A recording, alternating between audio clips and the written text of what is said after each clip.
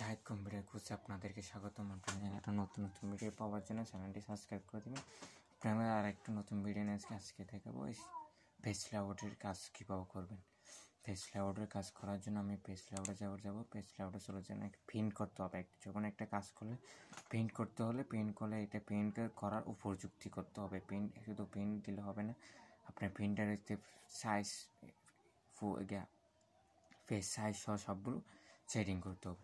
এখানে মার্জিন আছে, page লেআউটে click করবে। এখানে মার্জিন এখানে দেখা যাচ্ছে শো করতেছে কীরকম হবে, যে বক্সের ভিতরে ট্যাক্স হবে, যেগুলো বক্সের বাইরে ফাঁকা আছে সেগুলো ট্যাক্স হবে না। জাস্ট আমি এটা করে দিলাম।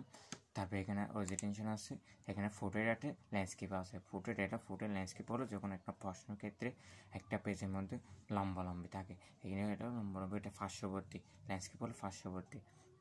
আমি ফুটে রাখলাম। তারপর সাইজ আপনার প্রিন্টের করতে মেনটেন করবে। বেশিরভাগ কী দেয়, অ্যাপোজ সাইজের পেজ দেয়, অ্যাপোজ সাইজ পেজ দেয়, না হয় লিগেল দেয়।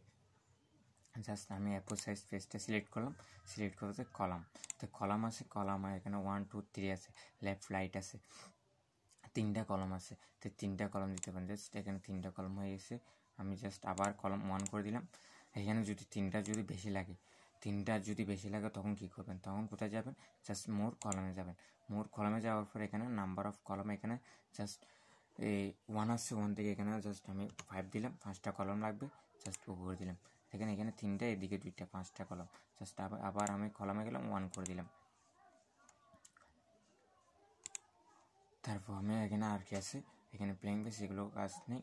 তারপর এখানে ওয়াটারমার্ক করলো আমরা যেটা একটা লোগো দিই, যেখানে একটা লোগো আমরা যে কোনো একটা কোম্পানির নামটা দিই, না হয় কোম্পানির লোগোটা দিই, ভাসমান থাকবে, কাজগুলো দেখা যাবে আর ভাসমান এটা দেখা যাবে। সেজন্য পছন্দ এখানে দিয়ে দেখলে যেগুলো শু করছে সেগুলো সেরকম দেখা যাবে। যদি আপনার পছন্দ মতো করতে চান তাহলে কাস্টম ওয়াটারমার্কে যেতে হবে। কাস্টম ওয়াটারমার্কে যাওয়ার পর এরকম ইন্টারফেস শো করবে। এখানে পিকচার দিতে চাইলে এখান থেকে পিকচার ওয়াটারমার্কে ক্লিক করতে হবে। যদি ট্যাক্স দাও, ট্যাক্সে আমি পিকচারটা দেখাই আগে। পিকচারে ক্লিক করলাম, মানে সিলেক্ট পিকচার আছে, সিলেক্ট পিকচারে ক্লিক করবেন। এখান থেকে আপনার পছন্দ মতো একটা কি দিতে পারবেন, লোগো দিতে পারেন। জাস্ট আমি একটা লোগো সিলেক্ট করলাম, জাস্ট ক্লিক করলাম। তারপর অ্যাপ্লাই করে দেখতে পারবেন। এদিকে দেখে এখানে ভাসমান একটা কি লোগো আছে, আমি জাস্ট লোগো করে দিই। দেখেন এখানে একটা লোগো তৈরি হয়ে গেছে। এখানে ট্যাক্স যেগুলো লিখবেন সেগুলো দেখা যাবে,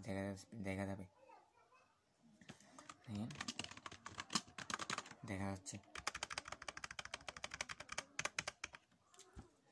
এগুলো সবগুলো দেখা যাবে। তারপরে এটা আবার রিমুভ করতে চাইলে জাস্ট আবার ওয়াটারমার্কে যেতে হবে। ওয়াটারমার্কে যাওয়ার পর এখানে রিমুভ ওয়াটারমার্ক আছে, রিমুভ ওয়াটারমার্কে ক্লিক করলে এটা চলে যাবে।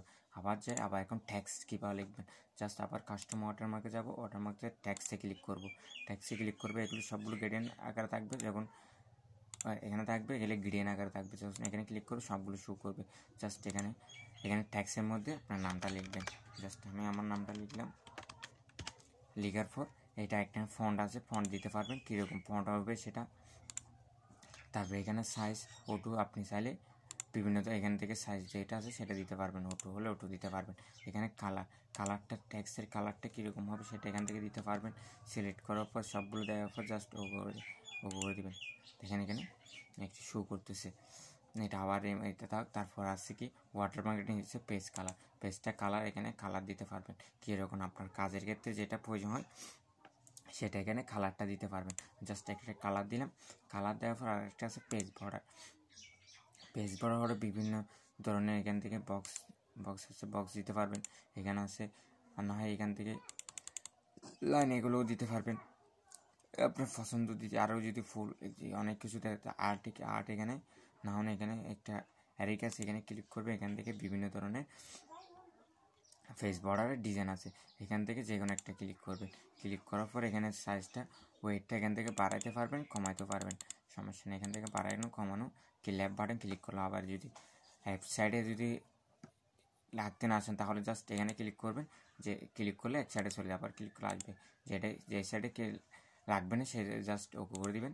দেখেন উপরে আসেনি, নিচে আসতে আমি যখন উপরে কী করে দিয়েছি, রিমুভ করে দিই, সেজন্য জাস্ট আমি আবার এটা দিলাম।